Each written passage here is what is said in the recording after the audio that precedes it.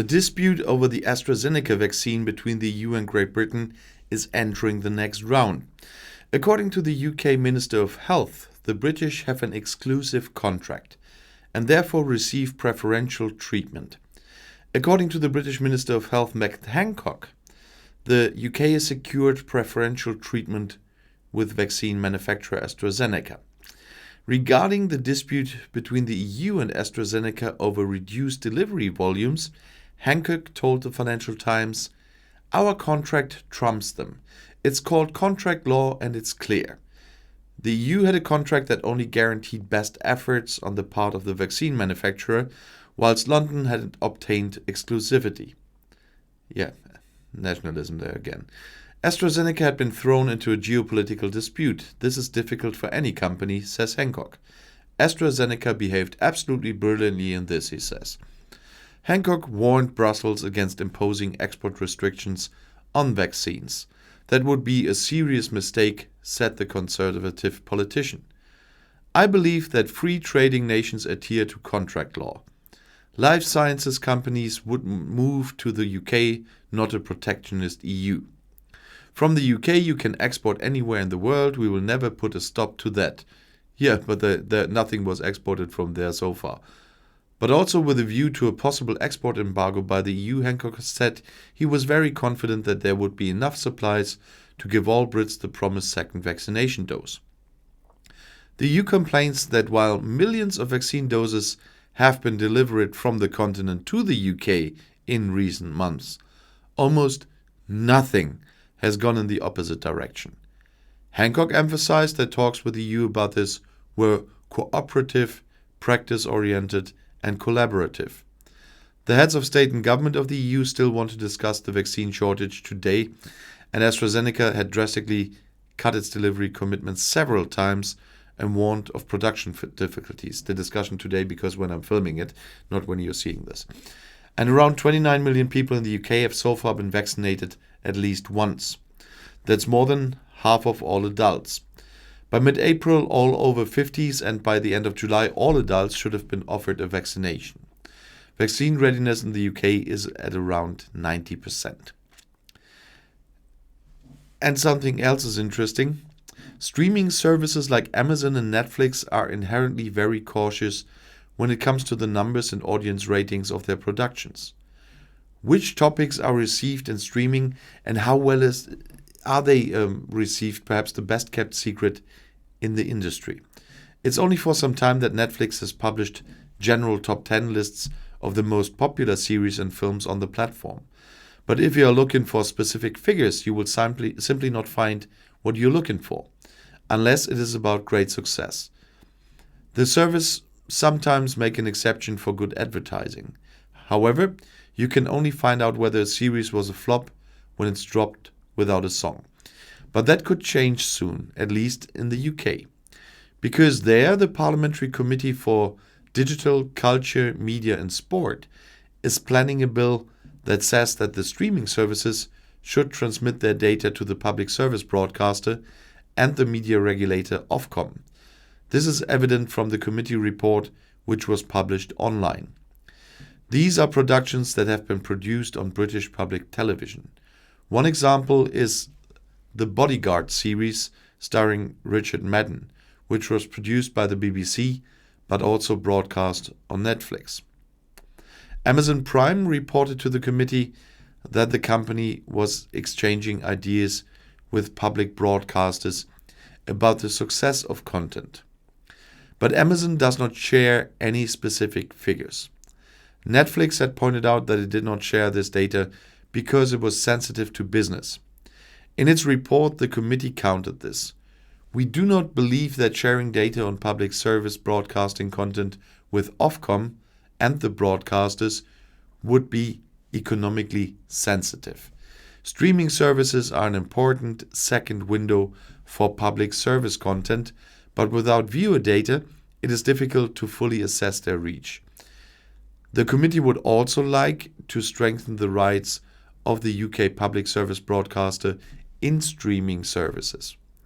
New media laws should ensure that productions made by UK broadcasters are clearly identified as such. This is done in part, but not across the board. The committee recommends a revision of the media laws on this basis.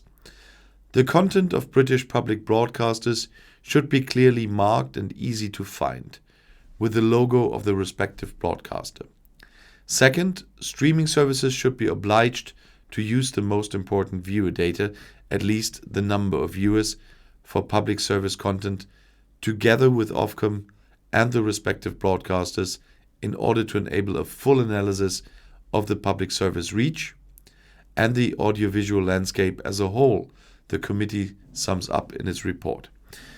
But to be honest, first of all, if I would want to see stuff from the BBC on Amazon, I would just book the app. I did, but I don't do this all the time. Booking all the apps is far too expensive if you book them all at the same time. So from time to time, I sometimes for a month book also the BBC. But there I have the series and films, and I clearly know I'm watching on the BBC.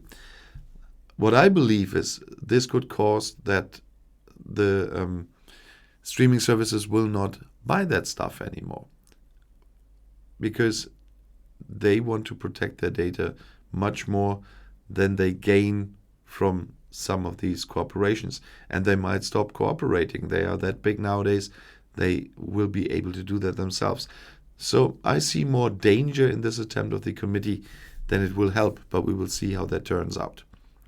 And another topic is once again travel. The travel ban in Great Britain was originally supposed to be lifted in mid-May.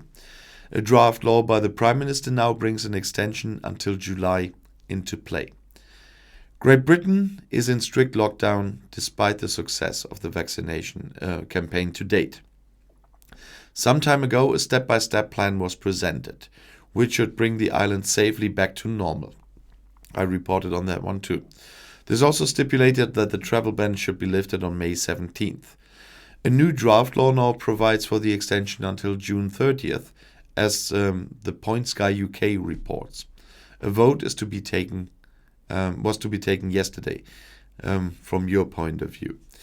Great Britain has been badly hit by the coronavirus several times, and the situation seemed difficult to get under control, especially recently after the appearance of the British virus mutant.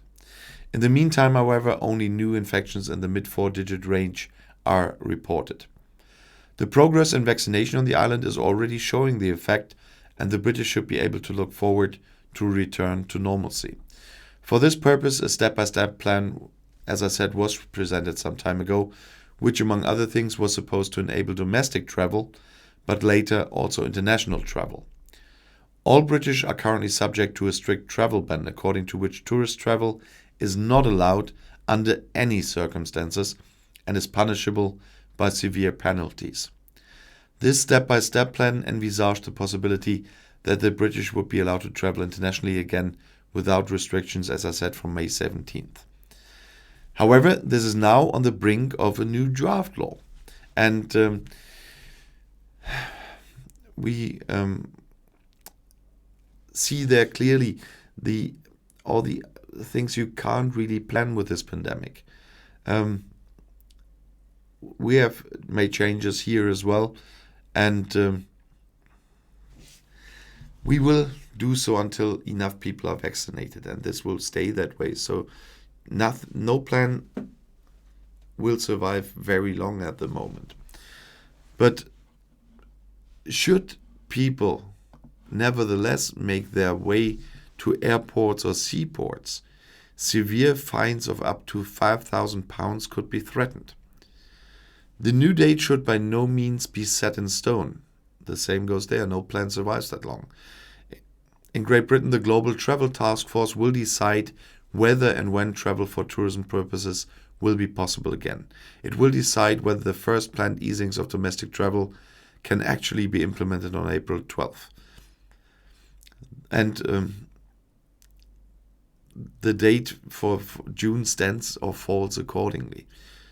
We are seeing this third wave rise in some parts of Europe and new variants, and it is very important we protect the progress we have made. It shows what an international challenge this is, and what we have to do is all work as much as we can together, but it also shows why we are being cautious on international travel, said Health Secretary Matt Hancock in an interview with Sky News. The responsible authorities on the British side are most unsettled by the impending third wave. The number of infections and thus the incidence value are also increasing here in Germany. The fact that the numbers are increasing is largely due to the virus mutants, which are significantly more infectious than the original variant of the coronavirus. A politician from Boris Johnson's cabinet therefore suggests that all European countries could be put on a risk list. The British would then be prohibited from traveling to these and vice versa. The current list of Great Britain includes 35 countries worldwide, which mainly have to struggle with very high incidence values and virus variants. Travelers from these countries can still travel to Great Britain, but have to go into a 10-day quarantine. This is to be spent in a designated accommodation and costs £1,750 for individual travelers, meals and transport included. Due to the increasing number of infections on mainland Europe, Great Britain is forced to take further action for international travel. First and foremost, that could mean the travel ban for British citizens will be extended until July, as I said. However, European countries or the entire continent could also be found on the list of risk countries in the future. As I said, France is probably going there. It is currently impossible to predict in which direction the government is headed. And we will all have to wait and to follow further developments, because that is so unpredictable that in this case, I don't blame any government for changing plans, because they have to react on this situation at the moment. And if you want to stay informed on this and other topics, please subscribe to my channel. Auf Wiedersehen.